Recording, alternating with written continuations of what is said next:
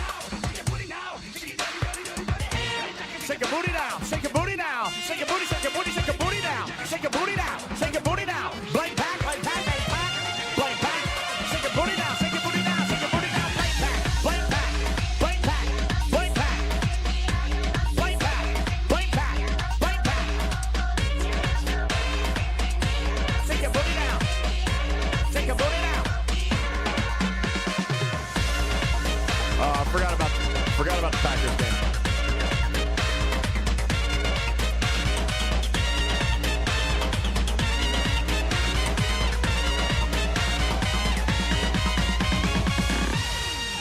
Whew, man, that was exciting. Whew. That one got me all kinds of like amped up. Why am I not watching the Packers game? Because literally, what a story! I'll tell you about it. It's kind of a crazy story. I got home late from work, and then car trouble, and oh man, it's crazy.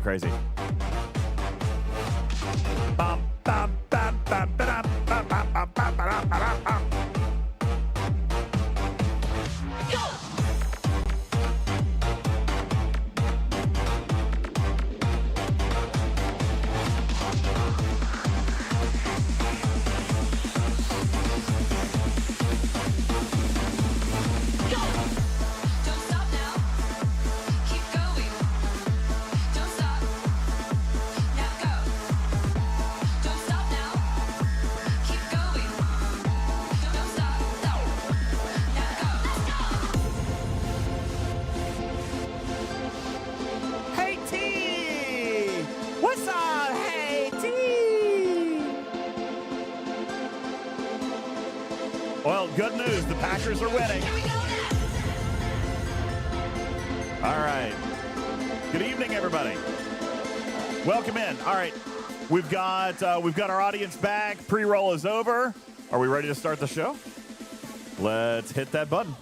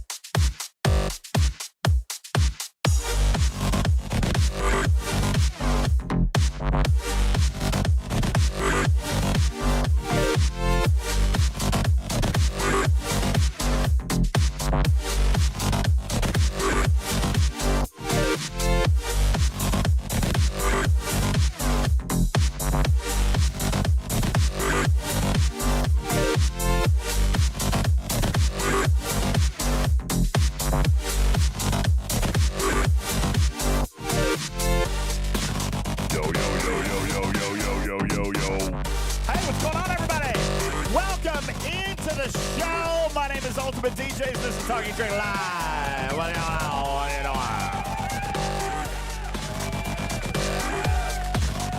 Appreciate you guys all being here late on a Thursday night. Crazy day I had today. Crazy day I had, yes. Did you like that, Tarpy? That was pretty good, right? I thought it was excellent.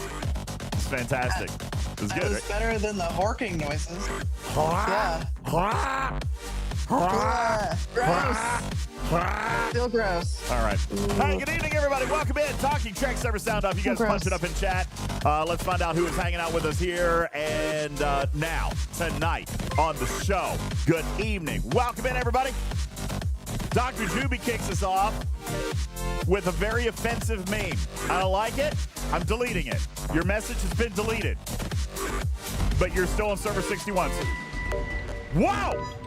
Lost in doing crazy stuff. Thank you very much. Appreciate that. Juby on 61. Thank you. Noon Whistle on 29. Thank you. Vic on server 33. What's going on? Benny Hills Ghost on server 42. Thank you. Tarpy, server 30. What's going on? Omicron, server 8. General Darkfire on 30.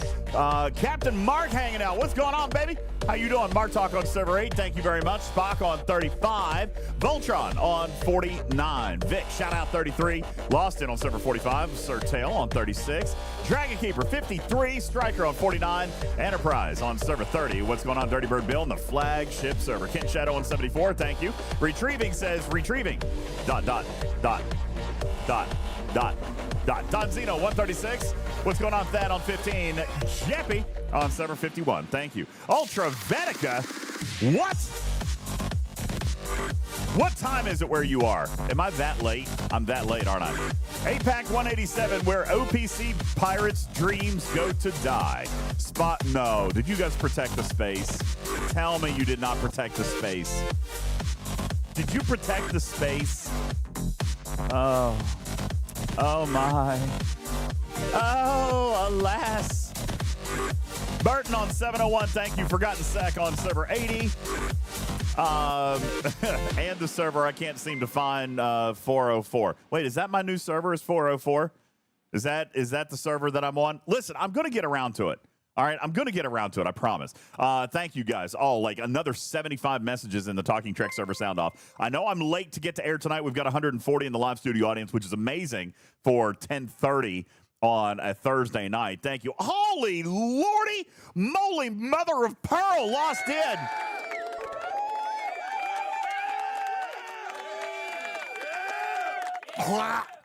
Going for another bonus. Still gross. What? Yeah, he hit a bonus stream.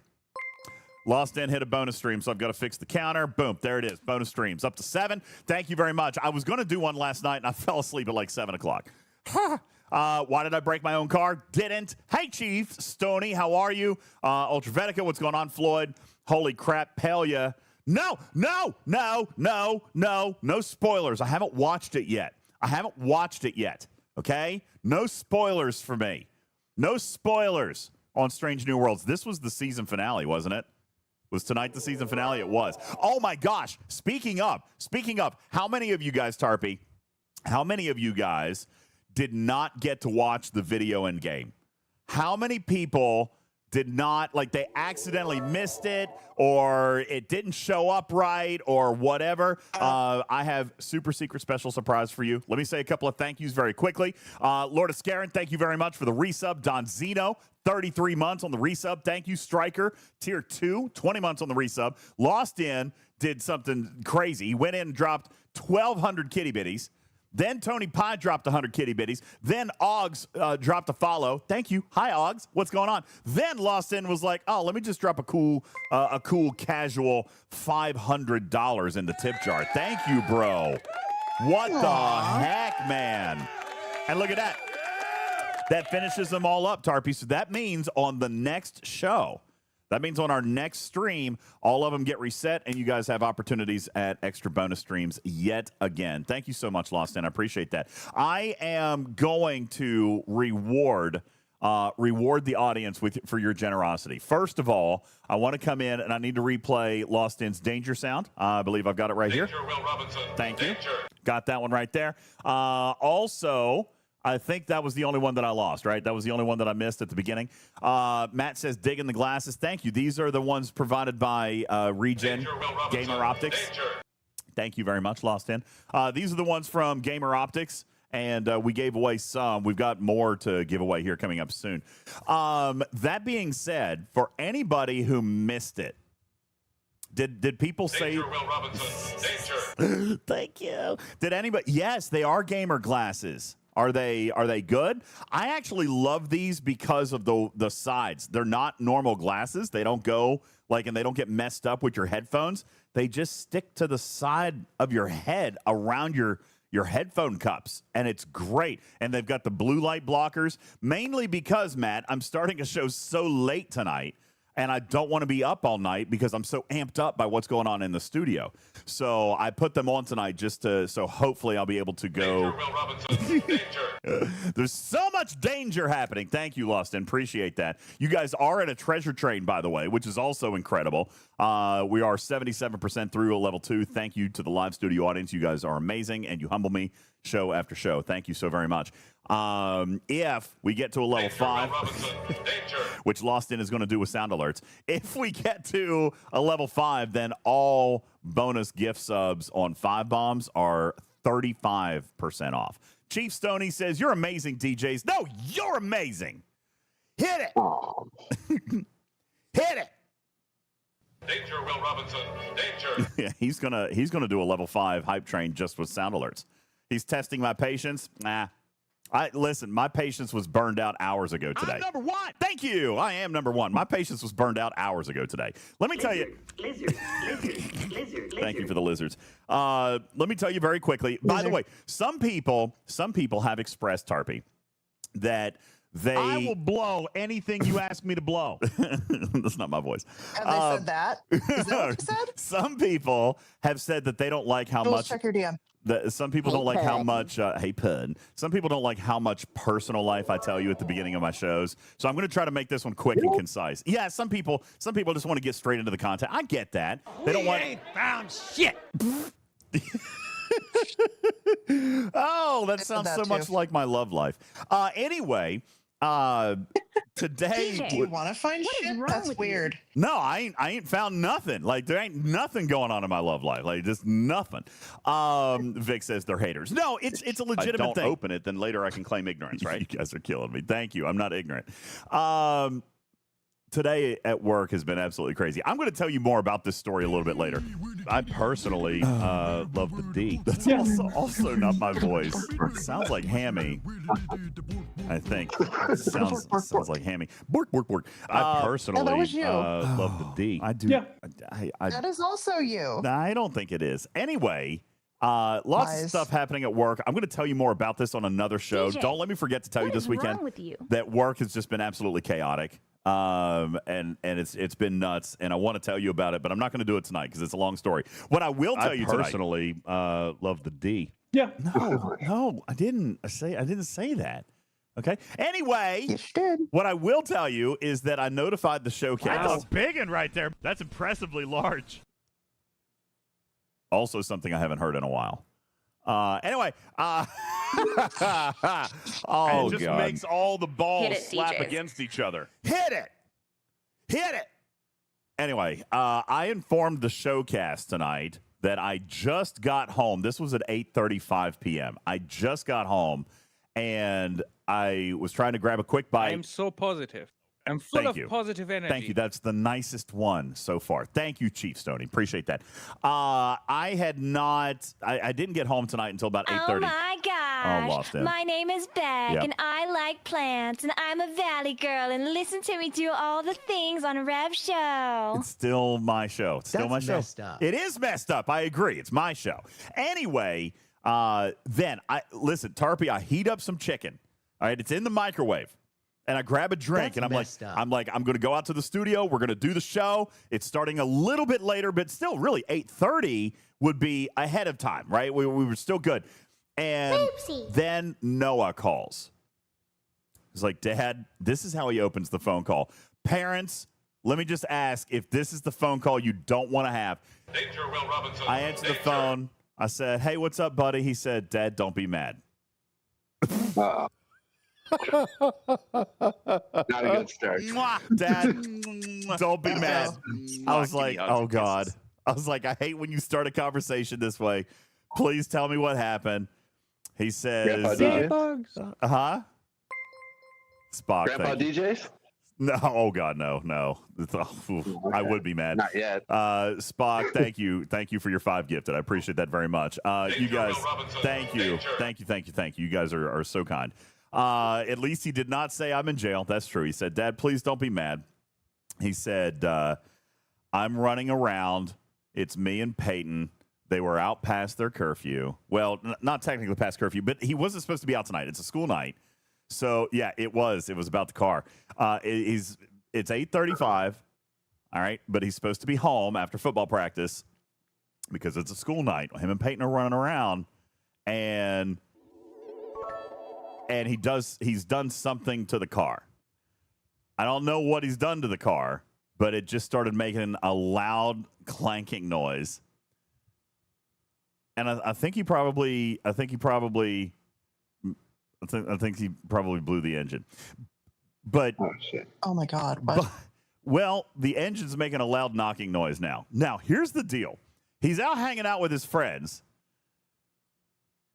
And otherwise a perfectly good car is now making a huge racket out of the engine. So that's what I'm thinking, Ballabomb.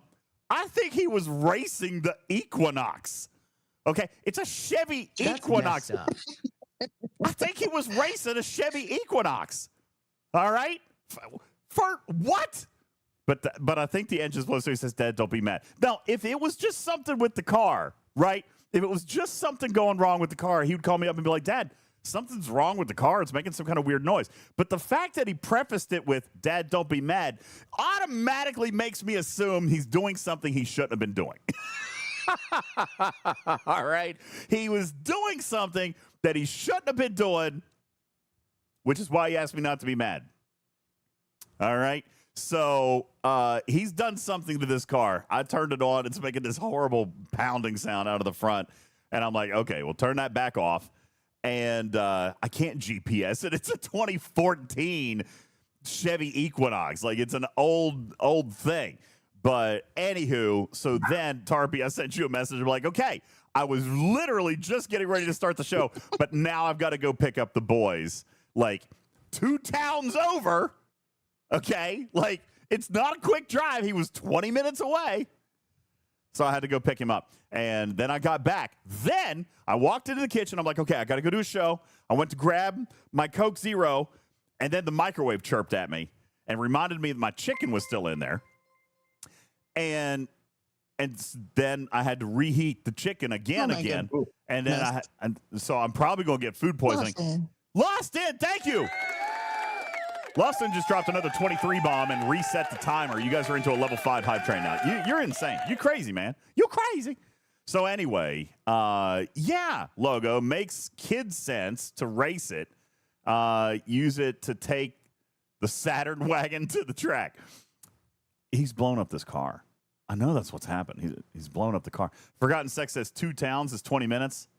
Bro, I live in the country. I live Yeah, way it's way more than 20 minutes. Oh, Matt says 2 towns over is an hour for me. Well, when I say town, I literally mean like segments. Don't you guys have like, you know, the unincorporated thing? Like, you know, when you pass through and it's like, if you blink, you pass through it, but like you'll go through something called, you know, Stewart's Valley or something, and then like another 3 or 4 minutes later, you'll pass something that says, you know, like, you know, Tarpy's Corner, unincorporated. All right, there's not even a stoplight. Like, it's not even a whole stoplight. Like, you just drive through it and like. But I guess in my area, yeah, neighborhoods in my area, that's kind of how they segment the area a little bit. So anyway, yeah, you're right. Now in Houston, where it takes an hour to drive from one side to the other without traffic, then yeah, 2 towns over would be about a 5-hour drive. So Benny Hill, I don't know. There is some investigation that needs to occur in the daylight as to whether or not there were Dukes of Hazzard car jumps occurring. But again, I hang on the opening words of that phone call. Dad, please don't be mad. All right. I know he did something. All right. I know he did something. So I'm going to figure it out. But anyway, so he's inside. He's beating himself up. He's feeling all bad. I don't think Is he wearing a shirt? He is wearing a You'll shirt. know he feels bad if he's wearing a shirt. He is wearing a shirt. Oh, Yeah, he's wearing a shirt. And done the fuck. Oh, he's and feeling here's the thing. really bad. He's wearing a shirt. Yeah, he's wearing a shirt. He's feeling guilty as hell. Like he hasn't answered you. Voluntarily. I don't Like he hasn't answered you when you said like, "Hey, what happened?" Like he says he doesn't know what happened. He said it just started making a noise. Now, here's the deal. I'm indeterminate. I'm undetermined. I am unsure of whether he feels bad about the car messing up or just the fact that he doesn't have a car now. Right? Or that he lost. Yeah, that might be it too. Pixelate says, your son sounds like the kind of person, if you just asked him directly, he would tell you. And he would. I didn't really push him tonight. He's feeling pretty rotten. So, listen, what I'm probably going to find out tomorrow is that he was racing for pink slips. All right. That might be why. I don't know. We'll figure it out. I'll figure it out. But nonetheless, I had to run out. If he had won the race, he wouldn't have started the phone call with "Don't be mad." He'd have been like, "Dad, you'll never guess what happened." Oh. Opening a Coke Zero. Anyway, so I apologize. It's a very late show time. However, here's the deal. We're going to jam through this thing. We're going to be quick, concise, quick and dirty is what we like to do. I am setting a hard out 2 hours on the show. So if you're listening in tonight, this is going to be a quick one. It's going to be take a drink. It's going to be a quick one tonight, mainly because I'm not going to conduct the show tonight. Jules Verne is going to do it. He's got everything all laid out. Tarpy, I was so pleased because when I walked in, literally, when I actually opened the door to the Showcast meeting room and I walked in, because obviously that's what I did. I walked in. Jules has this amazing run of show. Him and Tarpy put this whole show together. All right. He was probably feeling very threatened by PAC. They probably told him to get this thing together or they were going to off him. All right. So we've got this entire show. All right. Lawson says it'll be 2 hours before Jules gets to talk. No, it won't, because Jules Verne gets to talk right now. Ladies and gentlemen, Jules Verne is here. Oh, that's not the one I wanted. Jules Verne is... No, Jules Verne. No, that's not the one. Jules Verne is here. Is that the one I wanted? No, not that one. This one. Jules Verne is here. Ladies and gentlemen, Matt Science's Jules Verne is here to talk about aggregation and the targeted experience of Scopely's September arc. Ladies and gentlemen, the Mad scientist Jules with Verne. a gleam in his eye. Jules Verne unraveling the wire. Starships soaring through cosmic dread. Talking track where the fleet has fled. Work core humming. Meanwhile, Jules, Lost In is continuing the hype train. Like, he just did 33 gifted. Spock dropped 5 gifted. Cruzito, thank you for the 41-month resub. They just keep it going over here. You crazy. Thank you, Lost In. Thank you so very much. I appreciate you. Very generous. That's right. STFC, who wants that? Well, Jules Verne does. Okay? Jules Verne seems to be... Jules, tell me. Just, you know what? Let me get the opening remarks. We're 48 hours in. How do you feel about how aggregation is playing out? I think it's playing out exactly how they designed it to. And I know that was not enough time for you to take a sip of your Coke, so I'm going to keep talking for 2 more seconds. That's an interesting response, though. That does not indicate your pleasure or displeasure with the arc. However, if I was going to be a half glass full kind of guy, I would say, Jules, that a lot of arcs don't pan out the way Scopely intends them to. So there could be positivity in that. I mean, at least it's working as they designed, it would seem. Yes. It is working within the parameters of their design. The new thing, the new state, the new ability, whatever you want to state, that it comes with new hostiles. Decay is working properly. It's showing up in our reports. Everything is good there. The anti new state buff, whatever, comes from the building and it's working properly. So the actual loop, the mechanics of the loop, they're all working properly here on day one. But some things are lackluster. Like we've talked previously about the rewards to this loop entirely and how they could be lackluster for some players. So there's that.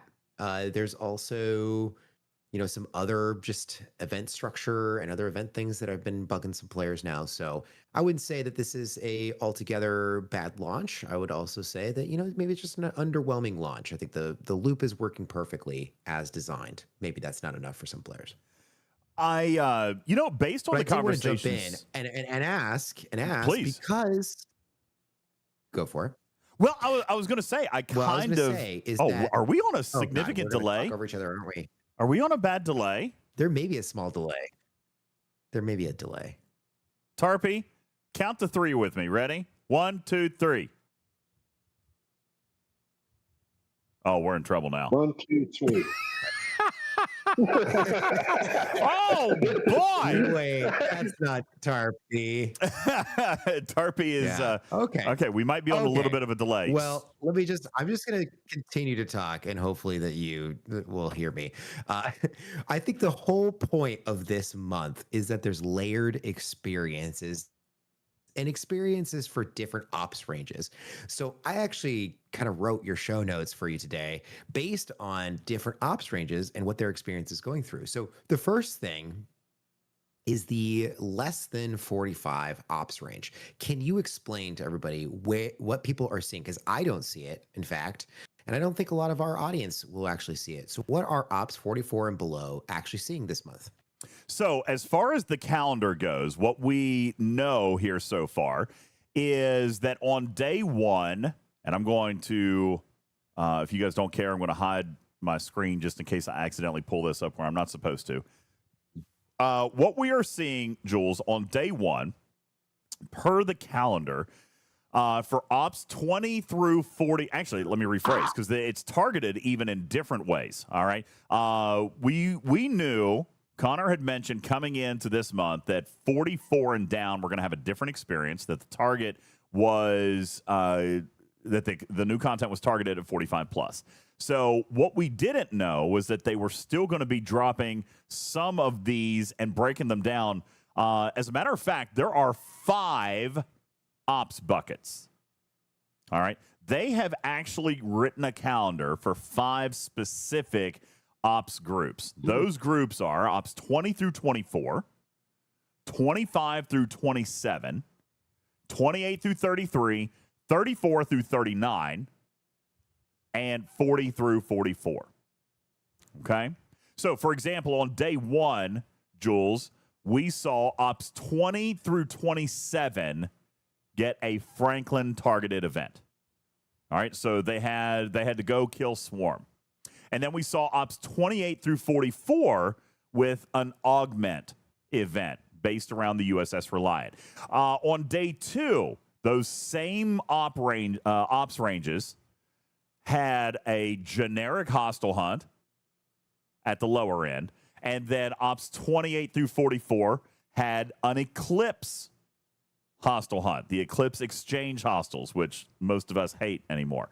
But again, we're diving into those previous loops, right? Everything is being targeted towards a specific loop.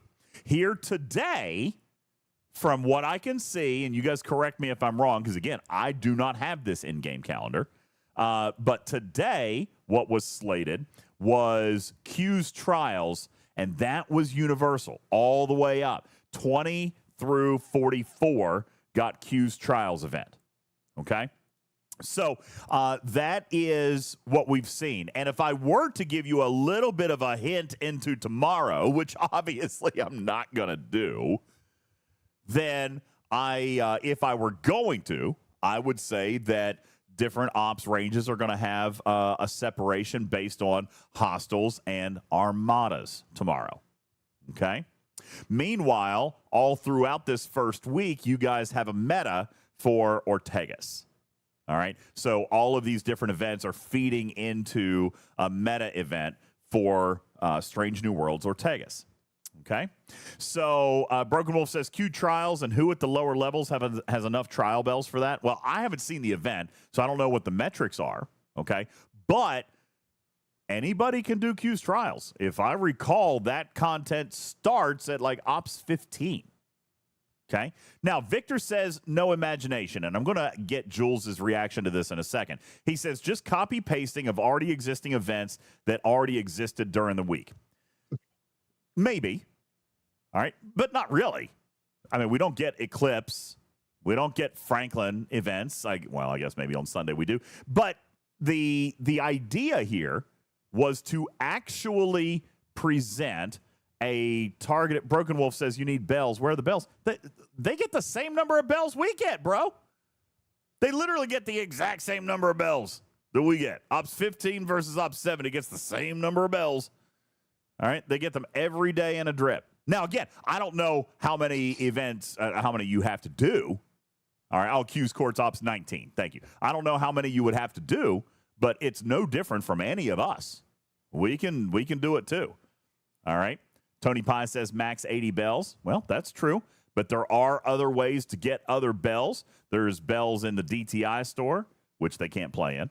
There's bells in the Section 31 store, which they can't really play in. Actually, I guess they can play in that one. They can do wave. No, that's wave defense, isn't it? They can do general wave defense. They can do regular wave defense. I don't think so. No, it can't do the regular wave. Higher ups. It's All right, like 30 something. 30. Okay, so maybe they won't be able to finish the whole thing. Ferengi Whip. Ferengi Whip, but if they're Ops 20, they probably don't have that yet. Yeah, Although, I mean, technically they could. They could technically from When Alliance can they- tournaments. Alliance tournaments, they could get the whip. The whips. And when does it open in the Ferengi Battle Pass event store? That Isn't it should there? that should also be Ops 20 plus. So they also, Chris says they also. That's right. Thank you very And the much. whip There's needs also 40. There's also a hostile kill event in that. So you can do some. As a matter of fact, I totally know that because I ran out of bells, which is crazy. I ran out of bells, and I had to send out my Reliant to auto-grind the rest of the hostiles. So what they have promised, you Broken Wolf, it doesn't have to be active. Send out the augment, send out, of course, they don't have the Reliant. Hey, don't they have Yarda Space? They've got Yarda Space. They could go there. They do have a Botany Bay by Ops 20. There we go. Okay. You could go out to, Shiz says if they have it unlocked. They should have it unlocked by Ops 20. Green data was very, very early.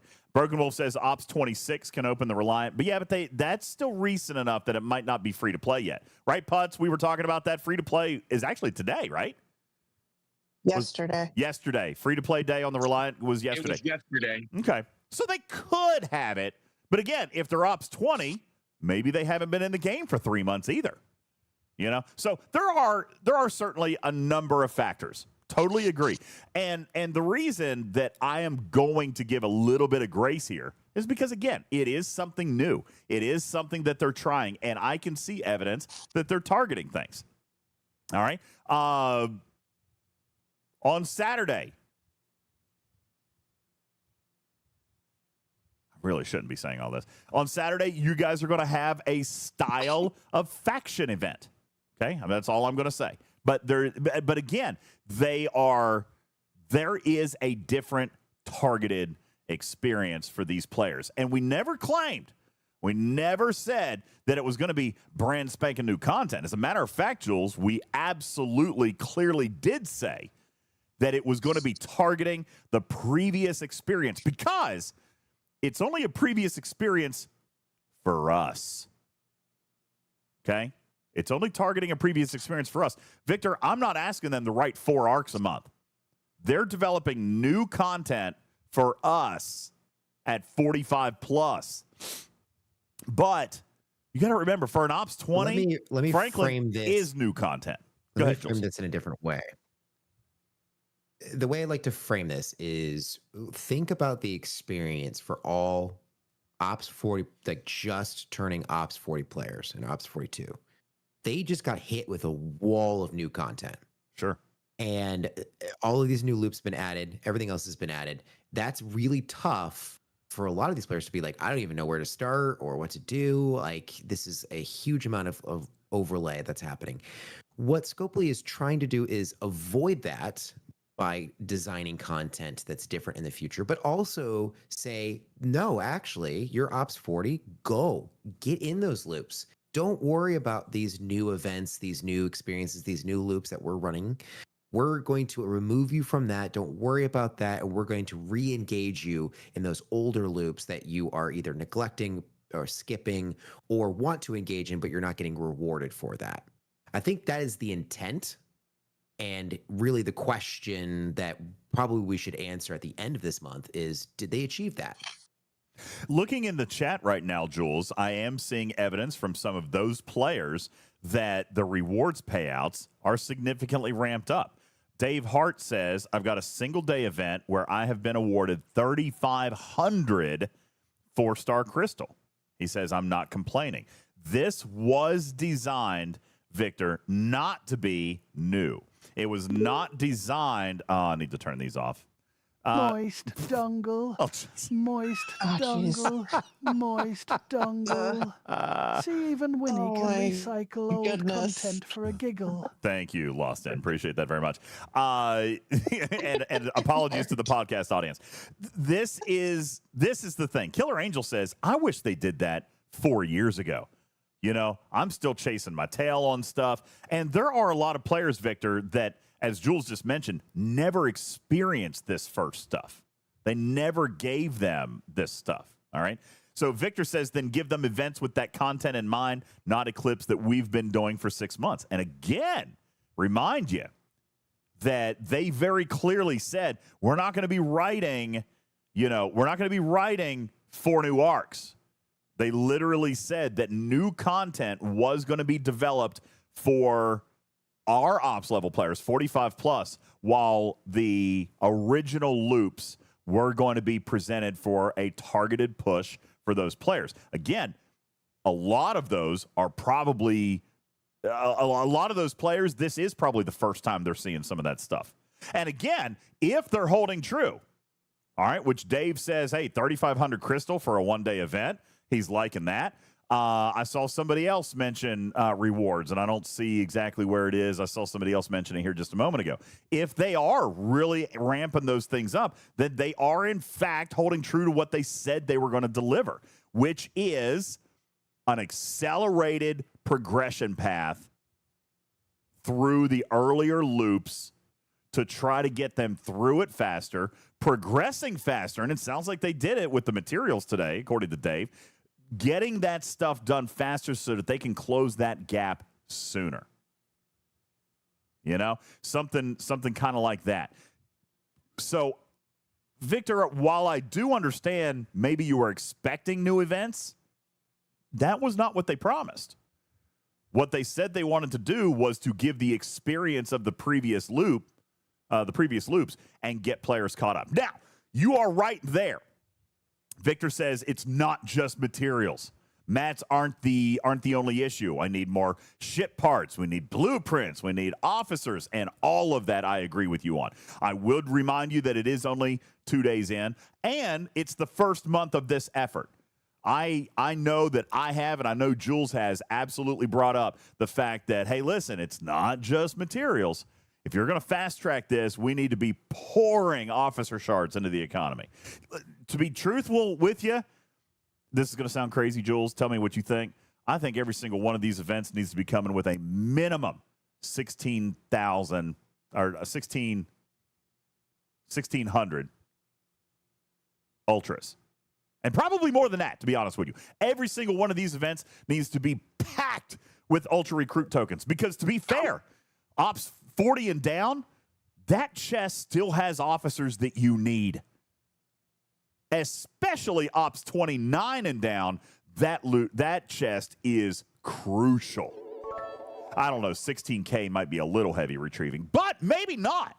But either way, Jules, I think they have to look at the whole picture. It can't just be materials. We've also got to look at specialty ship sourcing, and we definitely have to be looking at officer sourcing for these players, because if you want them to progress and have that whole game experience, they need to experience the whole game and not just the building progression piece of it. So I'm not claiming it's perfect. Not claiming it's perfect. We've got work to do, right? But it is showing effort. It is a step that they are making towards this new experience. And honestly, I'm pleased to see them making effort. Jules? Yeah, I agree. But I think that we should probably hear from those exact players of where the pinch points are in progression and amp up the rewards in those areas. And I don't know if that voice is really being heard currently within Scopely walls. Probably not specifically. No, I would imagine not. I mean, I have my big advocacy has been on the whole player experience. If you're going to accelerate, it needs to be in all areas, right? It needs to be in dumps of Latinum. It needs to be in dumps of officer shards. It needs to be in dumps of ship blueprints. Like, it needs to be the whole experience. It can't just be materials for building progression, because that's just going to make a weak account. You know, so it's got to be a lot more. Great. Well, I did want to move on because we have got lots of other segments, and this is a hard out day.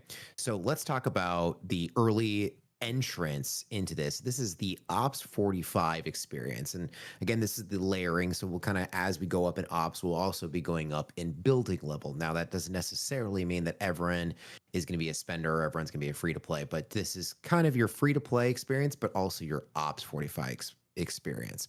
So let's just hear in chat, where are people at with their building level? If you are truly free to play, no battle pass purchased as of today, where are people at? Taking a look in chat now. C Engineering says, for my server, I'm in the top 10 for my ops level. Currently ops 43. Caledon says 29. Silver Tab 31. Nowhere Man at 29. Shiz 31. Domo 29. 1218 at level 31. Retrieving at 30. So I would say that we're looking at, depending on how you've worked your timer, and if you've done, like, you know, if you've worked your refreshes, I would imagine you're in the late 20s to low 30s there, Jules. Yeah, that's what it looks like here. And that's pretty much the highest that any building has gotten to on day one. A lot of it has to do with how they've designed the schematics to the level, like the actual building upgrade material to the level, and how it's an exponential growth pattern. So we're seeing very low cost very early on, but we're getting that same sort of influx. So we got a gift chest with 470 very early on. There's been some event rewards, some other things that have given a little bit more of that currency. So we're seeing a higher level in.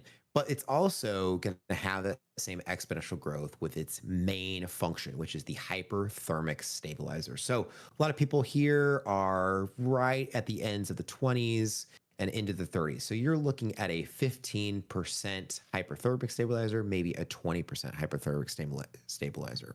What does that mean? Well, when you enter this loop, you're going to start with the G4 hostiles. Those G4 hostiles are going to hit you with a 25% hyperthermic decay. Now, if you hadn't built the building yet, then what that means is that a quarter of your hull is going to be immediately taken away. How that's done is a special weapon at the very beginning of the battle combat, very beginning of each round. It fires a weapon that is going to take a percentage of your maximum hull health, not what you currently have, your maximum. So if you show up with a sliver of health left, you're going to die. That maximum hull health, it'll take the percentage, 25% in this case, and deal that damage. Now, your hyperthermic stabilizer acts as a mitigation factor, okay? So you can mitigate up to 100% of that decay if you have at or above that decay level. So the early G4, 25% decay. As long as you have a stabilizer above 25%, you will receive 0 damage from that first weapon, and then you can go about your combat as normal. If you have anything less than that, then it's just a percentage of your hull that's going to be taken away at the beginning of your round. Think of this like a TOW, like a ship ability officer or a hostile ability TOW. This is the early G4 experience. And what it basically means is that you have a limit to your grind. There's only so many hostiles you can hit before you're just going to die anyways. It's not like you can sit there unlimitedly and grind those things.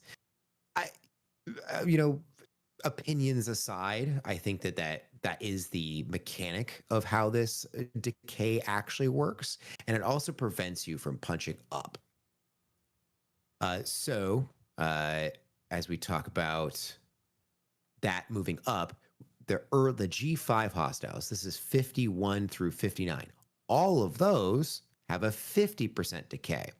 Now, if you have any level of stabilizer left, you can hit 2, maybe more hostiles of the 50 level.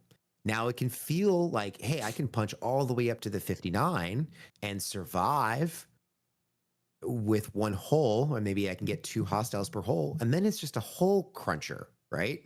So you're going to just be killing your hull over and over again. Why would you be doing that at all? DJs, do you have a reason why at, say, Ops 45 building level 30, why would you be hitting the 59 level hostiles? Well, I'm not a huge fan of that perspective on gameplay. However, the reason that players are going to do it is to start amassing the uncommon loot. They're going to start building up and preparing for the next set of refineries. All right. Or I guess the heroic SMS, but I'm not going that far. Like today's heroic SMS, whoo, crazy. Okay. Yeah. So if you're talking about events and Venadia, then sure, you're going to get more points for the 59. But just from a game design mechanic, why players would be hitting the 59 as compared to the 51s is going to be for the loot. Start building a bank. Well, it's going to be for the loot. Right. It's going to be for the loot for the next grade. But that's not the game design. The game design is to make it an enjoyable experience for the level that you're at. So, yes, we all as players want to punch up, want the ability to punch up. But what this decay is basically telling you to do is like, no, we want you to play within this bracket when you are at this level, if that makes sense. And that bracket is irregardless of what ops level you are. You could be an ops 70 player and still be wanting to hit those G4s to maximize your loot. Now, here's the thing. The top level of each grade, so let's say the G4 hostiles, the top level is 49. The amount of common, 4-star common of the loot that drops is going to be the exact same in every hostile above that. So every hostile is going to give you common loot, and 49 is going to give you the most, and everything else can give you the exact same. So there is no incentive. If you're just thinking about common loot itself, there is no incentive to punch up. That is the game design, right? And if you are a player who has already progressed, or let's say we're months down the road, or you've paid to progress, and you're hitting the G4, G5, and then possibly even the G6 hostiles, you will still get those backgraded loots, right? Just like the augment, you got those loots, but in the augment, those actually depreciated over time. So it was more efficient to hit the G4 and the G5 and the G6 hostiles in order to maximize all of the different loots, right? This one is saying, hey, we're not going to penalize you for only choosing to hit one style a bit further up. Which I think is a learning from Wrath of Khan. I think that was a very, very good thing. The way that they designed these hostiles is a learning from Wrath of Khan that allows players to not have to hit 4, but to simply hit 1. All you have to do is hit whatever level of hostile that you are capable of and or are willing to hit based on your number of repairs and the hypothermic decay. But you still only have to hit 1. And you can continue to grow with that with the level of your building. Indeed. So crewing advice for this early experience is basically just been maximize loot. Get the loot. So we haven't seen a lot of people struggle with these early hostiles. As you progress, the hostile abilities actually grow. So currently at the G4 range, you're only seeing a raise in mitigation stats, base damage, and a crit floor. Those are pretty easily overcome by current buffs in the game. So attacking those particular hostiles, generally going to run a loot crew, maybe a loot and speed, maybe protected cargo if you're not protected in that space. There's a lot of hunters around. Or, you know, clearly, I don't know which server has fully protected, then just, I guess, max cargo. Who knows? We saw earlier that, who was it? Ultravetica said that they've protected the space already. Yeah. Which is ridiculous. Well, you know, I got to be honest with you. It would take a relatively talented OPC hunter. All right. It would take a relatively talented OPC hunter to do this because you're only going to be alive for 2 or 3 hostiles. You know what I'm saying? That's exactly right. You know, so, I mean, it's going to have to be very quick. Yeah. So I did want to move a little bit on to the last thing for this group of people when you're dealing with the common refinery, or if you are following along in our spreadsheet, it is the Ag4, so the G4 kind of realm for the aggregation. Again, these are not really tied to ops, they're tied to the building level. Is you have access to a free-to-play access to a chaos tech that is highly valuable for G6. That is the C12 stasis globe. This gives you hazard resistance, base warp speed, and base hull health. But that hazard resistance up to 200% itself is the most valuable single source of hazard in the game. So getting that as a G6 player, early G6 is going to be amazing. So we have you can get 2 chests, 22-hour cooldowns. So it's going to be a 100-day collection starting from day 1. That's going to take a significant portion of your common banners right off the bat. So I would actually suggest waiting to start collecting that until you've gone to at least the 40s of the Recon Locust building. And we can kind of talk about refinery levels much later. But just wanted to point out the C12 Stasis Globe, free-to-play access. Amazing. Moving on to the low spend Ops 51 plus experience. So it's low spend or Ops 51 as you start getting that Recon Locust building up to 51. What you're going to see at that level is you're going to see, so right now the launch pack will actually get you to that building level, around 53, 54, depending on how you've worked things. I will remind players that check the charts or check the I button in the bundle. This will tell you when it's going to reset. And of course, when it resets, you can make an additional refine so you can kind of get some more of those building materials as you're pushing up pretty quickly. You're also going to start engaging in higher levels because you're going to have a hyperthermic stabilizer that's going to be above 50%. What that's going to allow you to do is now you can start hitting the G6 hostiles, which currently have a decay of 150%. So if I have 55% stabilizer and they have a decay of 150%, that means I'm going to take 95% damage on that very first shot. And I'd be left with 5% whole health to get me through this battle. There could be a reason to go up, as you discussed. Maybe it's to start earning some of that rare loot. Maybe it's to actually try to get through this heroic SMS, which is based on your ops and not based on your building level. So it could be advantageous to hit these hostiles. So what kind of like crewing advice would we have for those groups? If you only have 5% and you're only going to kill this thing in the first round, possibly even only in the first shot, what kind of crew do you think? Yeah. There's Harrison. You also have Fat Mud as a possibility of giving you some extra shots. Or you may just say, you know what? I'm just going to die in this one hostile. I'm going to mix it up with a little bit of loot, a little bit of Harrison, and just try to see if I can survive. So there's some interesting strategies that start to come in here. Some interesting crewjitsu that's going to start to happen as you get through the 50s. You start building up that stabilizer and you start looking towards hitting those 69 hostiles. But at 51, you have 100%. You have 100% mitigation, so 50% stabilizer, above 50% stabilizer to 50% decay. So you can grind to your hearts out on the G5 hostiles. I think we've got Matters on stage, yeah? Matters, I have a question for you. So taking a look at the ship abilities of the G5, we've got damage, crit floor, but they start to add in ISO damage and critical damage. What do you think, what kind of crews would you kind of build out to counter that if you're a G5 player? I mean, obviously with the ISO damage, you're gonna wanna try and add in some isolated defense as much as possible. So someone like someone else will just have to pronounce it for me. Joachim. Joaquim.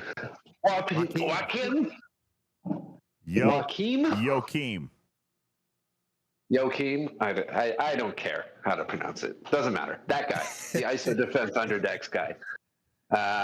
Put him in. He'll help for people that are struggling. The crit damage, the bigger crit damage, I mean, it's not like space numbers yet. Most people, I think, are able from like just Apex Barrier and like Hull Health Bloat and stuff are generally able to kind of overcome that and not get obliterated by it at that level, at the G5 level. But I mean, you could put in some like crit damage reduction if you wanted to, but I think you're better off still just kind of like run and loot when you're hitting the G4, G5 hostiles and just maximizing your payout and worrying more about the just the decay. That's going to be the biggest hurdle for everybody. Yep. Yeah, I agree. So I think the decay is the biggest hurdle. But once you start getting through some of that decay, and you start actually fighting these hostiles, you do have some little Kujitsu. And if you're doing pretty well, again, loot and always go for the highest number. There's actually a significant drop. I have included the spreadsheet link here in the chat room and also in Twitch. And on the system map tab is where you can see the ship abilities, and you can also see some loot tables. So you can kind of see how that loot jumps 4 times from the 56 just to the 59. So it's a massive increase just to get to the 59s. But the ship abilities themselves don't change. The decay doesn't change. So it really behooves you to get up to that top system. It is kind of funny that they've released multiple systems of the entry point ones, that there's multiple 45s, multiple 61s, a couple 67s. But that's not where people are going to start aggregating. In all fairness, we're all going to aggregate it to the top. Yeah, I know. And in all fairness, you can legit, like, what? Hashtag blame Pack. It's always Pack's fault. All right, you can blame Pack on that one. Because in all fairness, without having the refinery data, all right, I did suggest that if everybody was entering at the same spot. I mean, listen, Matters, we've talked about that in the past, right? Like, oh, you're going to have every player in the galaxy in the same system. That's kind of on me. I said, listen, it needs to be an upside down pyramid. You've got to have actually, a right side up pyramid. You have to have a multitude of systems at the very bottom and then shape it upward. All right. So, what did Pack ask? More entry systems or more systems? I mean, I asked for a lot more systems at the lower level because I figured everybody was going to be starting at the same time. Now, like we discovered with Wrath of Khan, Jules, there were optimum systems. All right. There's optimum systems here also, you know. So, but that's not to say, I mean, for example, I just want to point out, me, myself, and I in this particular example right here and now. Okay. I think I foobot this. Don't you stop at retrieving. Listen, it's not necessarily still bad advice. We've got to look at crew, at ops, and what ships can go where. For example, Jules, let me ask if you would find it to be financially feasible or economical in this game to summon to the 59 system to only be able to kill 2 hostiles. Now, for example, the reason that I bring that up for me is that I'm using a pylum right now just for loot. My pylum can get to a 53, but not to the 59 because of warp range. Now, I could summon there, but for 2 hostiles, That's going to get very expensive very quickly. I could also just upgrade ships, but then, crazy enough, if I go without the pylum and hit the 59, I'm actually making less loot. So I'm actually gaining more loot hitting the 53s with a pylum than I would the 59s without the pylum. And by the way, disco summoning is not broken. It's bugged, but all you have to do is take your ship out of dock, and then it'll go. Okay? If you take the ship out of dock, it'll go. So crazy strategy. Here's a crazy strategy for you folks. What if you use the Eviscerator, open a rip in a system, and then you constantly send your ship back in? Because if you're honestly going to die on every hostile and every hole, it sometimes is faster just to kind of continue to use the same rip and maybe cheaper or using a different summon juice. Oh, can you do that? Can you use you can use your own rip multiple times? Yeah. Oh yeah. Go through, hit a few die. Go through, hit a few die. Hit a few die. Totally do that right now. Hang on a second. As long as your Eviscerator is at a like decent enough tier that it stays open for a while, then yeah, you can definitely do that. Like someone with a brand new Ripper, I think theirs is only open like 30 seconds or something. So like that might not be helpful. But no way, that's cool. Yeah, tell me you don't use the Eviscerator without telling me you don't use the Eviscerator, DJs. Yeah. So I mean, self-ripping is great, says Shiz. Okay, listen. I have literally completely abandoned the use of my Eviscerator. Okay, I don't use it a great deal. I should probably use it more. So if I open a rip here in a 59 level system, I can open it up, and then how do I enter the rip? Is it in my home system? Oh, no, you got to look at the system view of the system you want to go to that you open a rip in. So go back to your Eviscerator, pop out to Galaxy View, look at that system. And you'll see then hit that little button. Tell me you don't use your Eviscerator. Listen, I'm telling you. Let me just tell you, I don't use my rip. Or anyone else's. I don't use the rip. All right. No one in my lines uses the rip. The rip we just don't. All right. Mainly because the Eviscerator is just so painful to upgrade and it does nothing. It's even its refinery is not potent anymore. So I don't really mess with it. Look, I'm getting ready to die. There goes your Eviscerator. Yep. There goes the Eviscerator. Yeah. Now, if the Eviscerator is dead, my rip is still good, right? Yep. Yeah, your rip's still good. Okay, well. So he can just sit right there and kill your pylum over and over again because it's always going to come in the same spot. No, but it's going to die right here. It's That's dead. What she said. Boom. See, now it's gone. It's dead, and I can just pop back in there. So now I might want to be running a speed crew, possibly, potentially. We'll see. Especially if you're being hunted. Bro, do you even rip? Yeah. No, man. Exactly. I don't rip. I don't rip. All right, no ripping for me. By the way, thank you for showing that off on screen. For those in the podcast audience, he is just being murdered. I am not being murdered. I have not been attacked by that player not once yet because I can only kill 3 hostiles and then I'm dead. All right. And then I will show you a battle log here in just a moment. For the podcast audience, that's exactly what I'm doing. I'm using the Eviscerator. I did just actually pop in on my own rip twice, which is great. Stoney said, if you ain't ripping, you ain't living. Thank you, Stoney. Appreciate that very much. Look, see, he's not going to get me there again. I just died on my hostile because I got 2 hostiles. Why would I only get 2? I'm battling level 59 hostiles. That's because their hypothermic decay is 50%. I've got 10% out of my building, so I'm losing 40%. There's hostile 1. Another 40%, hostile number 2. I'm dying on the 3rd one. All right. Now, what am I winning there? Loot Crew got me 20,000 common and 50,000 uncommon. All right, that's actually a little bit better than the 53s. But you know what? It's still not good to use Disco Summon Juice. But, Jules, as you mentioned, and thank you for educating me as well as the audience, there are other juices. There are other ways to rip, summon, zip, go, flash, boom, drive fast, warp now, whatever, that may give you the opportunity to use still your loot ships without spending a bunch of juice. And no Broken Wolf. Point, I bet the whole audience didn't know. I bet some people didn't know.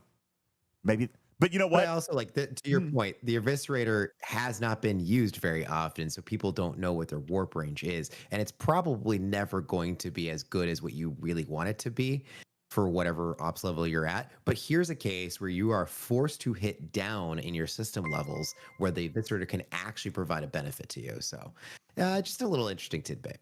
I did want to move past that hostiles because as Matters was saying, that right now decay is probably the biggest thing people are focusing on. This ship abilities haven't really ramped up to the point where specialized crewing advice is really needed at this time. Maybe a little bit if you're really only going to last a few hostiles. Maybe you can kind of tweak that a little bit or just go all loot. But what are you getting now that you are Dongle at juices, Recon Locus dongle juices. 51? Oh, lots of juices. We're definitely not trying to teach anything here. To your point, Jules, I want to very quickly before we move off of hostels, want to point out that with this particular case, I did go up against the level 59. I'll share this battle log in our graphics room. Going full loot would not have given me a second hostile win. All right. And that is because it looks like the strength of hostile is actually growing as we go. Despite the fact that I took only 40% hull strip, I still took about 50% in total losses against this particular hostile because it did get off some shots against me before I died. And those shots weren't the tiniest. So I still took about 10% hull. If I had gone full loot, then I likely would not have gotten my second hostile. All right. So in this case, I did use Office Mud in the captain's chair, Harrison on one side, and 5 of 11 on the other to get a little bit of loot out of there. I was very happy with the results that I got out of this officer. But if I had gone full loot, I definitely would have dropped to only one hostile because I still took damage. Wouldn't you have gotten more if you went full loot crew, just using a G5 ship to hit these level 59 hostiles instead of a level 46 ship? Depends on where you are in your ops range. You could be a literally ops 51 player who cannot have a G5 ship yet. I mean him specifically. like if he oh, well, yes. If he took he his could probably get more loot by using his Q. But like if he took his Corvus up and went Picard and Garrett and 5, then he would get more loot per kill, but obviously he would just have a bigger repair bill. Well, not only that, but again, trying to demonstrate the efficacy of this loop as we progress. You know, when Jules started talking about this, he was talking about the low spend perspective here. My hypothermic decay or hypothermic stabilizer is only 10%. Obviously, that's going to get better as I level up the building, but right now I'm free to play on the building. So, yeah, I didn't buy the pack. I thought about it. I didn't buy the pack. You could have got to 26 on day one. I'm on 25 now. Oh, I thought. All right. Okay. Yeah. 10%. I thought you said. I thought you said level 10. One more I was level. like, oh my god. One more level. One more level. Just one more. Just one more, and that'll bump me up to 15%, which will help a little bit. So anyway, Jules, the next piece of your presentation would be then, I mean, if you did spend a little bit or if you're heavily investing, right? Well, the next piece is the 100% free prototype forbidden tech that is granted at Recon Locus building level 51. It is literally granted in the refinery for free. So I don't even have, there's no chart to give you because there's nothing, there's no cost, there's nothing there. So it just, this the Orion Syndicate bomb. It is the rare prototype forbidden tech that will be granted to you for all of the shards right there, then and there. So that's a pretty big thing to have, just to have like an immediate free entry point into the prototype world. Plus, it starts opening up the drip that you're going to need to upgrade your forbidden tech. Now, specifically, it's the drip for the uncommon prototype catalyst, the uncommon prototype protomatter. Those two currencies are used on rare prototype tech. I know it's going to get really confusing, and we'll share a little chart here in a second.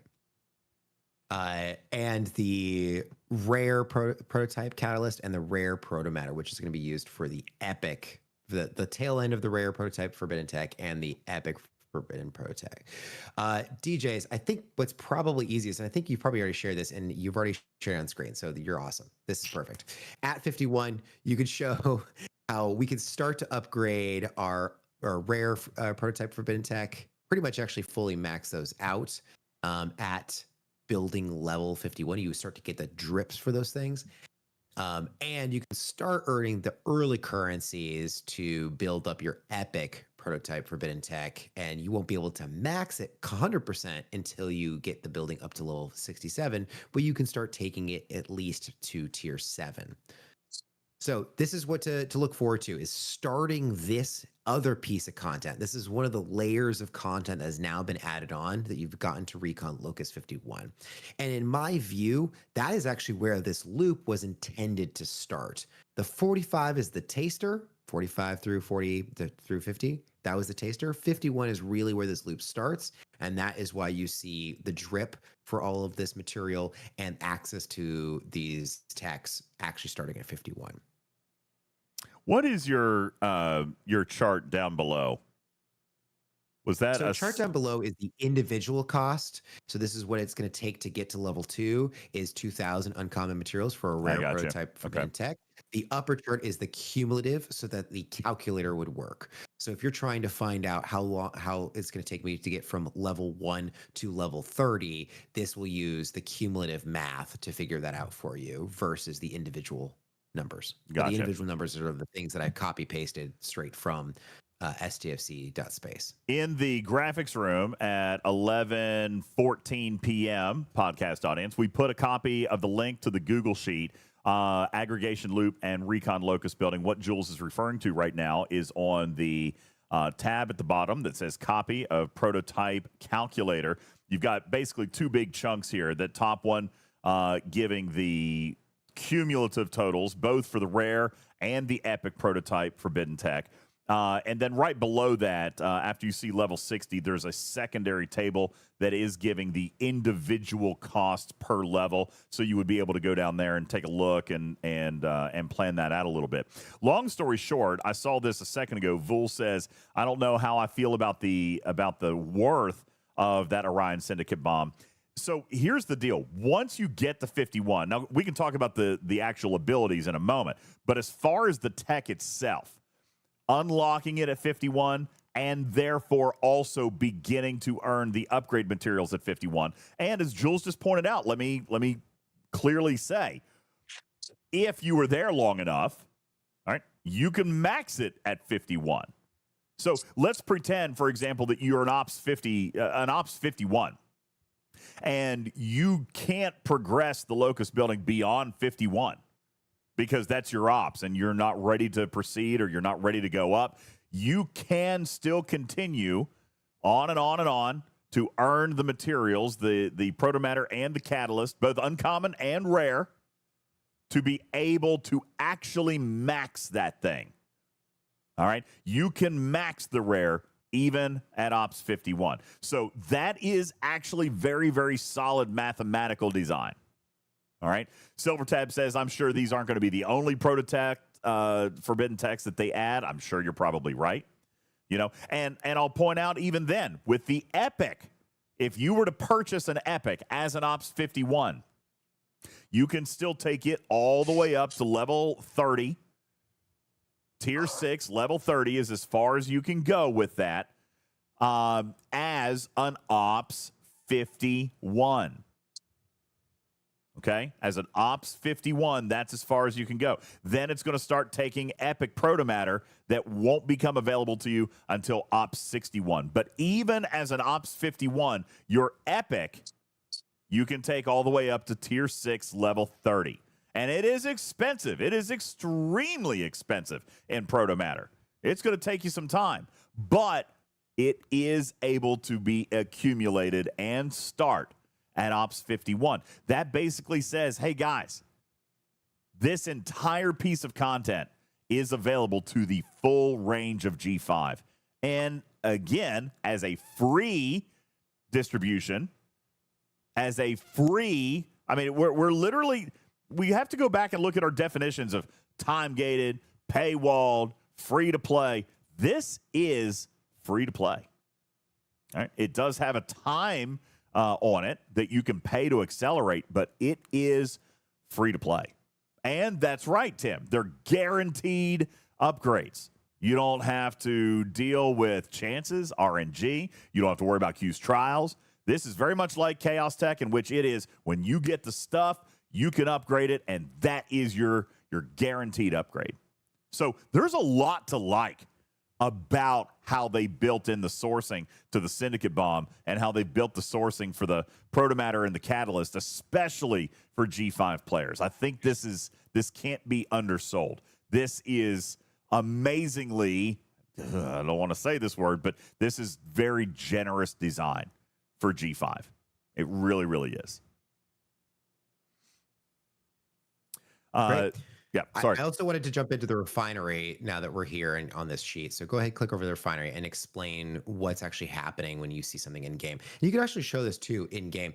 But once you hit 51, you actually unlock an entirely new addition to the refinery. And this is the new type of currency. It uses the 5-star uncommon hostile loot, transfers that into an uncommon banner, which I'm going to call the refinery loot. That can be spent on new bundles. What does that mean? Well, you're actually going to have 2 simultaneous Recon Locus schematics, which means you're not just immediately going to 51. You're not just getting a small drip more of that building material. You're doubling it. Right at 51, you're doubling that building material. You're doubling your research dust. You're doubling your legacy forbidden tech materials if that's something you care about. Or you're starting to get some of that drip from the other prototype forbidden tech. So what does that look like for upgrading your building? So let's go back into that tab, into that spreadsheet, and go to the Recon Locus tab.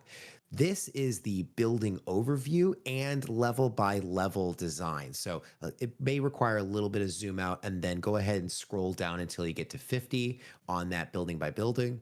So here's what we're looking at by checking the boxes. If you make a copy of this spreadsheet, you can actually calculate how much it's going to cost in schematics to get to a certain level. So currently I've checked 1 through 51. It's showing us that's going to need 3,249 schematics to get here.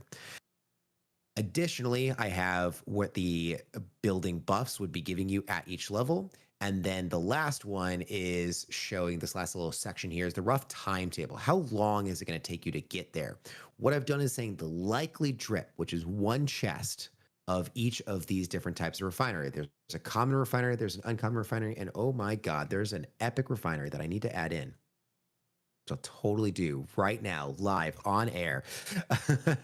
There's an epic refinery. So you're actually going to get additional bundles of this currency, doubling your income level. So your combined drip from 50 is 30, going up to 60. And that's going to increase as you start to unlock more bundles. Another bundle level increases at 61, and even another bundle level is going to increase at 67 with the epic. So this is going to really accelerate that drip. Now, I will say the schematic costs, as you can also see in the blue colored numbers here, is also exponentially increasing. So this is the way for them to have a bundle that locks. It still gives value from building level 50 all the way up to 70 without having to scale up each of these. So they've just added bundles on top. So that's how that works. You're getting more. They're different costs, so you still have to refine your 4-star hostile loot. You still have to refine your 5-star hostile loot as a G6, but you can get more things for that. And you're refining it, but not having to grind extra for it because it's still coming in the hostile that you're already hitting. So you're going to be maxing out and building up nice banks of that loot all throughout this time, still only having to hit the one hostile that you're hitting.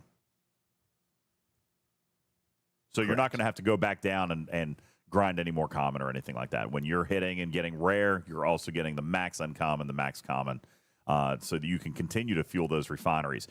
You'll notice here that you're looking, and actually he's done this over here on the right-hand column. And for those in the podcast audience, I'll just grab a screen grab of this and put it in the graphics room so you can kind of see what we've been talking about here a little bit with basically just the costs of each level, starting at 53 is what I put in the screenshot room. But then you can see the likely drip from the common refine, 30 schematics. The uncommon refine, starting at 33, actually starting at 30 at 51, going up to 33, then at 56, level 56 of the building, it increases to 39. At level 59 of the building, goes up to 45. That's where it'll stay. All right, it caps out at 45 from the uncommon refinery.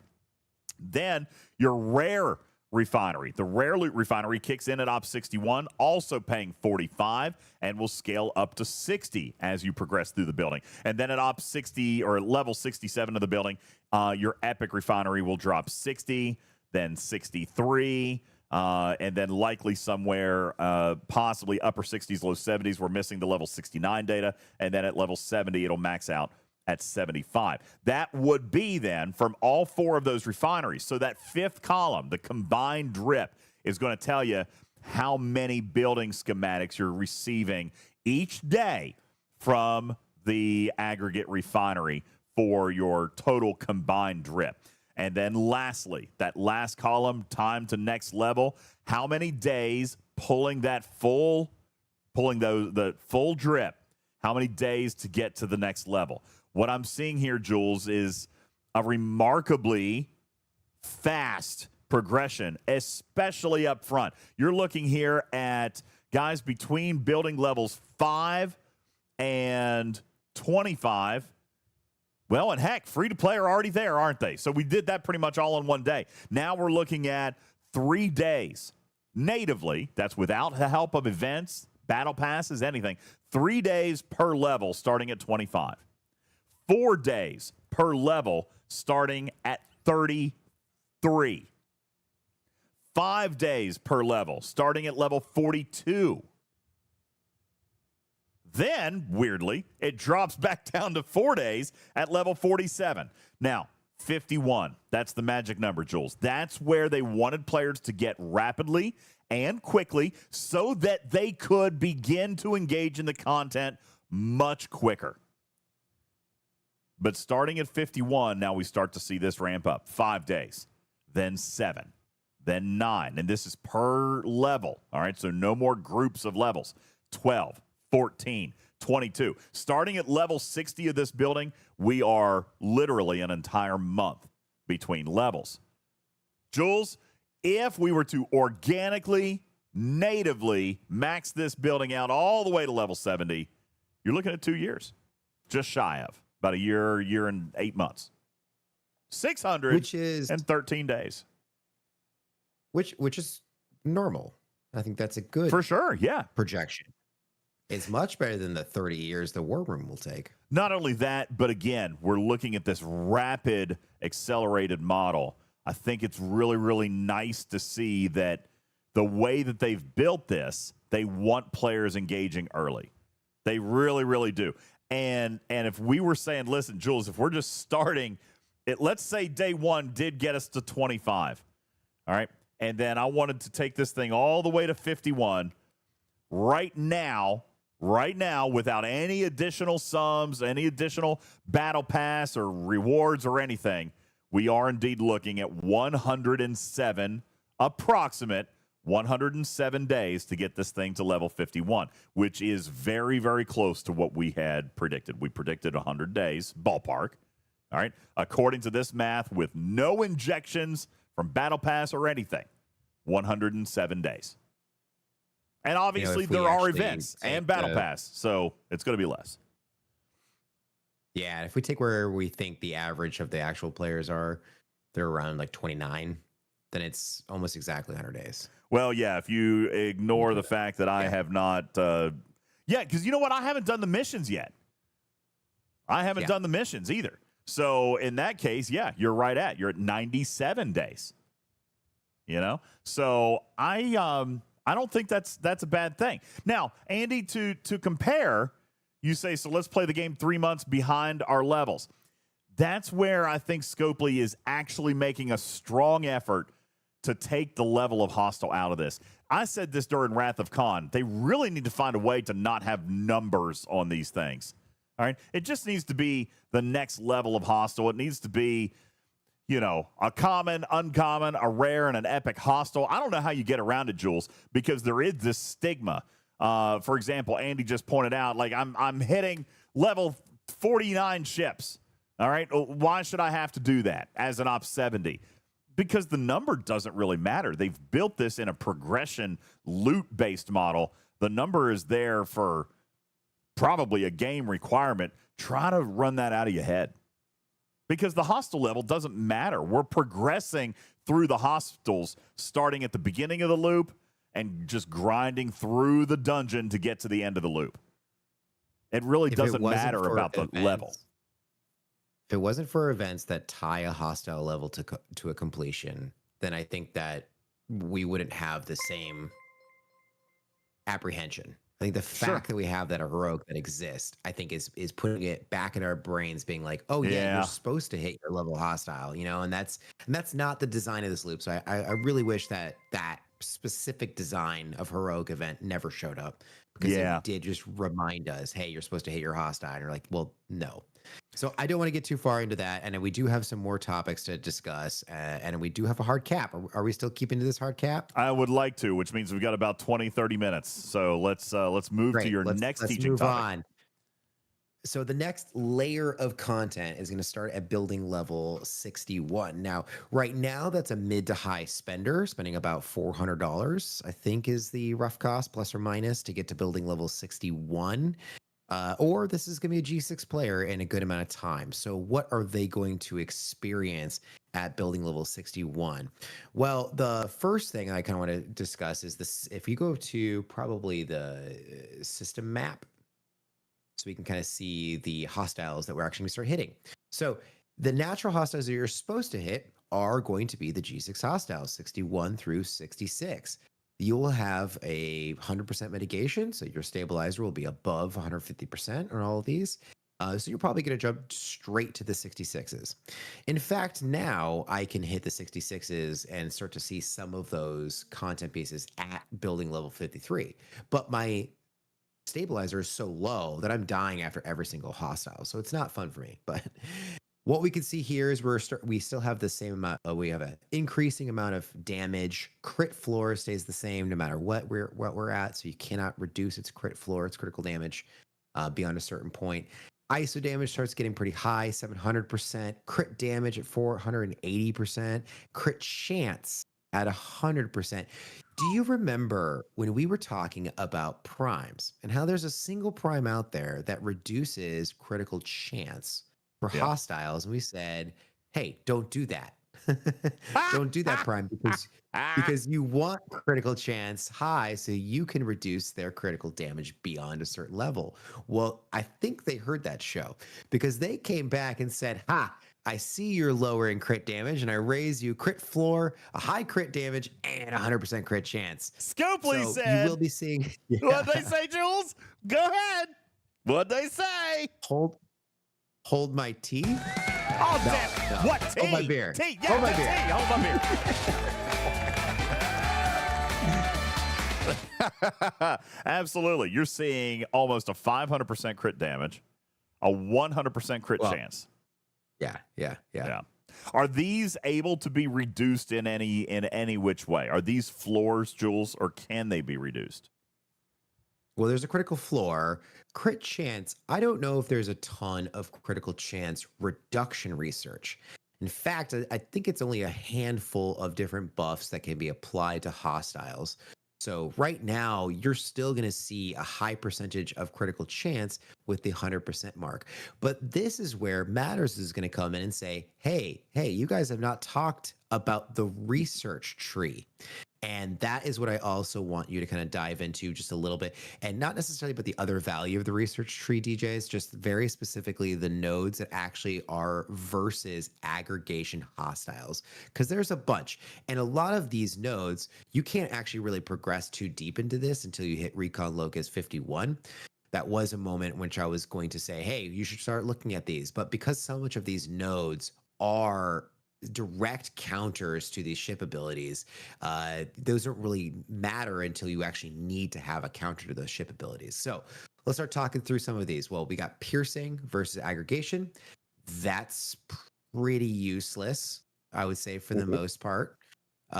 Just piercing in general. Apex barrier. Let's go ahead and take a look at the apex barrier mount. And I will add that this is available to start the research at 45, but it does have, each level does have an increasing R&D department and recon locus requirement. So it is going to get to a point where you're only going to be looking at these first few levels if you are an entry player. But this is not a ton of apex barrier even at max. Yeah, I'm looking. It starts out at level 1 at 2,700 apex barrier. Basically increases by 100 for the first 3 levels, a couple hundred thereafter. Maxing this at level 15, which will in fact require Locus 70, is only 8,500. Now, there's not a ton of PvE apex barrier anyway. Okay, there's not a ton of that, but so this is a healthy chunk. But when you're talking about the amount of damage, all right, and the amount of isolytic damage that they're throwing out here, I mean, it's throwing a lot of damage. As a matter of fact, I'm going to tell you right now, Matters, you're probably going to say this, the number 1 officer, your number 1 max priority is probably going to be a below decker. Who's it going to be?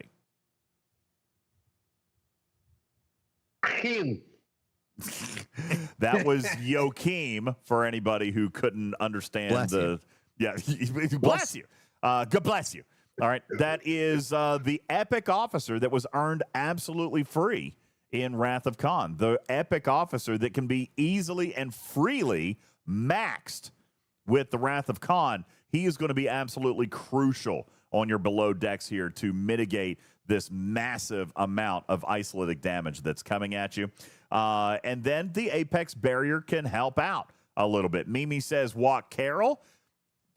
If your shields can withstand, sure. All right. That's a lot of damage to put the shields. But again, if you can withstand it, sure. All right. If your shields fall, then it's game over. Well, no, because Mimi actually has a point.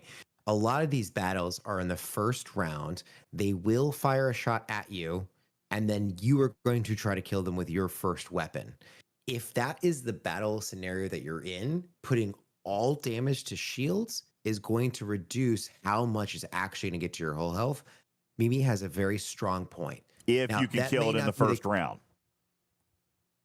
Correct. Yeah. And that may not be a big factor once you start negating the decay entirely and you start hitting high enough and you're at a certain point where, you know, that you're still going to get some of that damage back. But if we look at even the super highest, and I know we're jumping a little bit ahead, we look at the super high amounts of ship ability that we're seeing here, there is a chance that putting that all to shield means you still survive, even with a small sliver.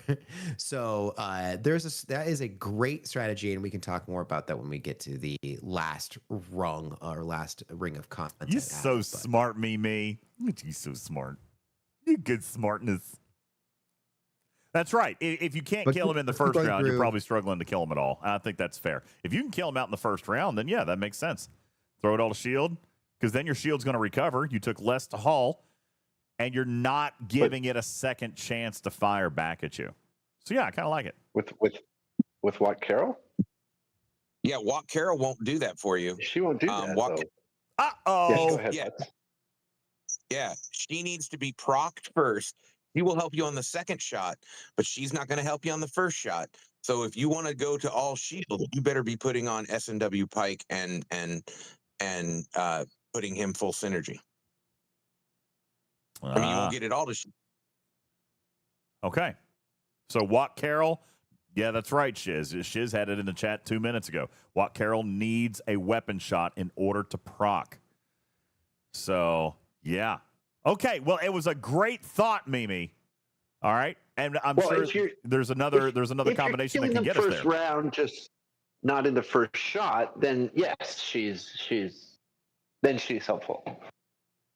But it depends on how many shots you're going to take, right? In this particular case, for me, against this level 59, I only took one shot, and then I was able to take it out. So Watt Carroll not going to do it for me because I never took a second shot. Okay, fair enough. Good enough. Jules, let's get back to your lesson, though. I know we jumped ahead a little bit there. Sorry. No, it's okay. I think we're just taking a look at these higher level hostiles, seeing that they're harder, seeing that there's more ship abilities added. You're going to have to contend with the critical damage because they have critical chance there. Before we jump into the high level G6 things, I wanted just to mention a couple other things that are now going to pop up in the refinery. This is going to be your rare refinery ad. So again, this is now your third set of bundles that are going to come into here, your rare banner bundles.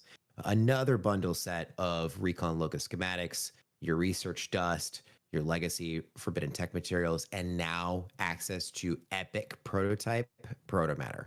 So this is going to help you upgrade your epic prototype techs. Additionally, guess what also happens for free to play? Access to literally all of the new prototype techs. That would be the Harvester, Romulan Mines, Counterplay Device, and the Self-Replicating Mines are all available at a 100-day drip, available using the rare banner loot. So it'll maybe take 100 to 200 days in order to actually unlock all of these, depending on how many chests you can pull. But there is free-to-play access to literally all of the tech that they've released this year.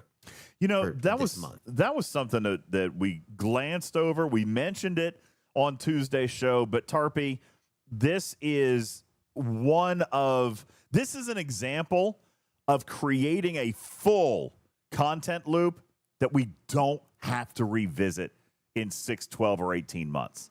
Like, they have designed a forward-thinking loop.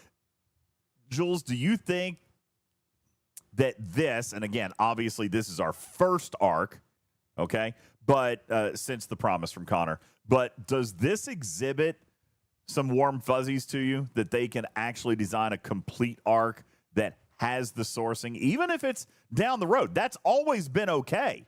The problem is when we get content that is completely locked away that we have no future way of unlocking.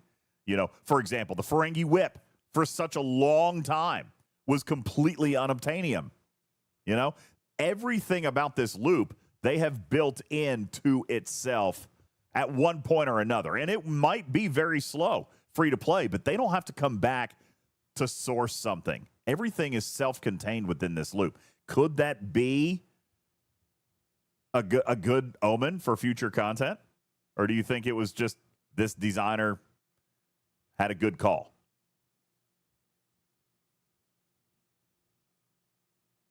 No I don't comment. know if you're asking Tarpy that specifically, but I do think it's good to provide sourcing. Just provide sourcing, period. Like, even if it's 100 days from now, or even if it's some future, long way away, provide sourcing for everything that you're adding to the game is always a good thing. Well, yeah. And you don't have to do the work twice. They don't have to come back to solve this problem a year from now. This loop has everything mapped out from start to end. Archer says, I'm sure it was quite by accident. Nah, it couldn't have been by accident. They built the entire loop in at very specific points. I don't think it could be accident. As a matter of fact, it is probably very, very intentional. I just hope that it is as intentional as, this is the new pattern. Now, Kana Dejal says it's too slow, too expensive. Well, no, it's free to play, so it's not expensive. Could it be too slow? Sure, but you could definitely pay to speed it up. I've never been very fussy about free to play progression paths because you can pay to speed it up. That's always been, and I know I've said this a gazillion times, but that's my monetization model. All right. Everything should be grindable. How many times have you heard me say this? Everything should be grindable, but you should be able to pay to skip the grind. That is this model. It would be hypocritical for me to come in and say, I don't like this. I mean, this is straight out of my playbook. You know? Now, time could be an issue. All right. It could be slow. It could be too slow. But that is easily correctable. That's easily correctable when they're ready to increase sourcing or to provide efficiencies. Jules, I guarantee at some point we're going to see something, probably a prime up front, that will eventually be made available through either some other loop or Orion's tournaments, et cetera, et cetera, et cetera, et cetera. All right. But we will eventually see something that adds a bundle, you know, or increases the contents of the bundle by 150% or something of that nature. That's what they do. Right. The fact that there's only one bundle to get the refiner material is weird. Like, I mean, would they? You remember when Augment came out and there was the one chest that was normal and the two chests that was like ridiculous? Unobtainium. Yeah. Everyone's like, yeah, the unobtainium chest. And then the Reliant came out and said, oh, no, I can do that. No problem. It's almost like they decided to not release the unobtainium chest cost yet. You mean because people complained so much about it during the Reliant loop? Damn straight. And You know, still do? Mr. Tiger came out and said publicly, this is probably a learning that we should probably not release that stretch goal right up front. That should be released at the time the stretch goal actually becomes possible to stretch to. You know, when the tools become available. That's another reason I'm fully convinced we're going to see something. We're going to see a ship, a skin, a prime, an artifact, a chaos tech, maybe a prototype tech. We're going to see something that does, in fact, accelerate this model. That is their model. You know what I'm saying? It's going to. Kirch says the heroic isn't a stretch goal. No. The heroic is a reward for spenders. You know what I'm saying? Like, that's what it is. It's labeled heroic. They were very, very transparent with that. They were very forthcoming with that and said, listen, the heroic is going to require you to spend on your building. Plain out, simple. It's right there in the tag. As much as I like to say heroic should be tossed out, Scopely does seem to disagree. At least, Jules, they are using it very properly this month. They're being very transparent. If you want to do this heroic event, you're going to have to spend or grind thousands upon thousands of hostels. But no, you're going to have to spend. All right. So they're at least using the titling absolutely correct. And when I say they, I mean, we know who it is. Our arc runner this month is Echo, and he knows the players. He knows how to use this verbiage. He knows how to use these event titles, and I think he's done it very well so far. I mean, it's only day 2, or day 3. Or just not BG6. Putz, you keep rubbing. That's a choice a lot of us can make now. Yeah, give me a reversion button, Putz. I'm all in. Okay, you son of a biscuit. Not even G6. 69 and 70s have a goal that's 4 times higher than Op 68. Thanks, Pack. Yeah, hashtag blame Pack. All right, to wrap this thing up, I did want to bring up the last set of hostiles. This is the 67 through 70 hostiles. You can go back to the system map. I kind of want to talk through some of these ship abilities because these are insane. Oh, they are massive. One that sticks out to me is 300,000 Apex barrier. Yeah, that one's big, but there's a fun little one in here for you, which is the critical chance. How much critical chance does it have? 600% critical chance, which means even your crit reduction officers ain't doing squat. They aren't going to do it. Wait. Hold on. There's definitely going to be a research node in the aggregation tree that will help us counter that. do you mind looking in there to see where that Absolutely. research node may be? Of course, absolutely. I would be happy to look here in column 3. Nope, that's not it. Column 4. Nope, don't see it there. Column 5, 6, 7. Oh, there it is at the very end of the tree. Reducing critical hit chance of aggregation hostiles. Recon Locus 61 to even unlock it at 50%. It will max out at 400%, which is still, Jules, not enough. I mean, that would bring your critical chance total down to 200%. You still have a lot of work to do to chip that thing away. And by the way, level 8 of that research does in fact require Locus 70. And just to be clear, there is not 100% more than 100% critical chance reduction anywhere else in totality, which means even if you max this research and you max everything else out, you still will 100% of the time get a critical hit. So this entire research part right here is 100% useless at this current time. At this moment, Like Flox. It is completely useless. Flox is 100%. Okay, Flox is 100%. Flox. That could be. That could be true. Oh, That would work. Maybe, yeah. I still don't think that's the best crew to use, but it would technically bring it down to 0. 100%. 2,700% critical damage. It's got quite a bit of critical damage. Yeah, you're going to have to... barrier. Quite a bit. Apex barrier is 300,000. How much is that Apex Shred? 1,000. Research net. Apex Shred will get you up to 1,000% Apex Shred. Well, that's pretty good. That's pretty good.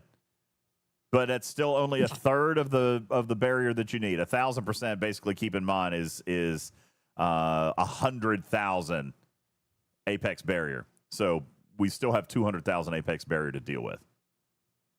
That's not small. Isn't that small? So let me ask, writing on the wall.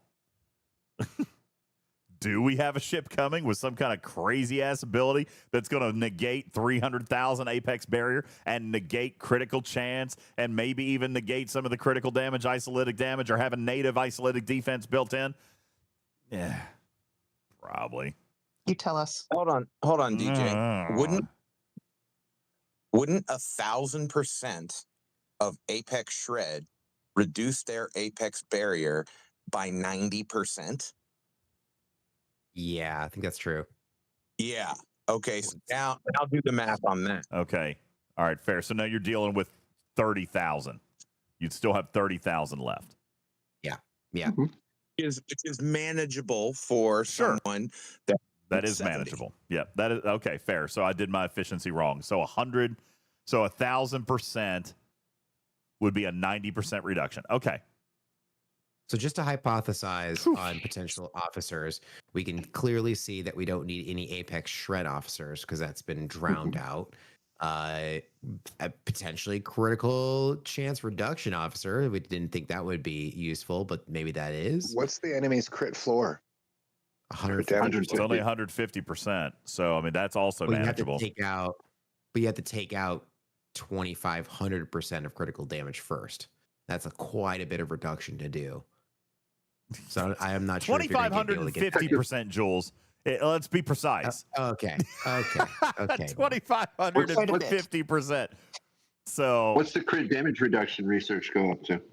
Crit damage reduction will go up to, that's crit chance. Hang on. Crit damage reduction goes up to 2,700%. So if you could get the crit chance down enough, or actually it doesn't matter. Yeah, so the crit chance doesn't matter if you can get the crit damage down, then you don't need crit damage reduction officers.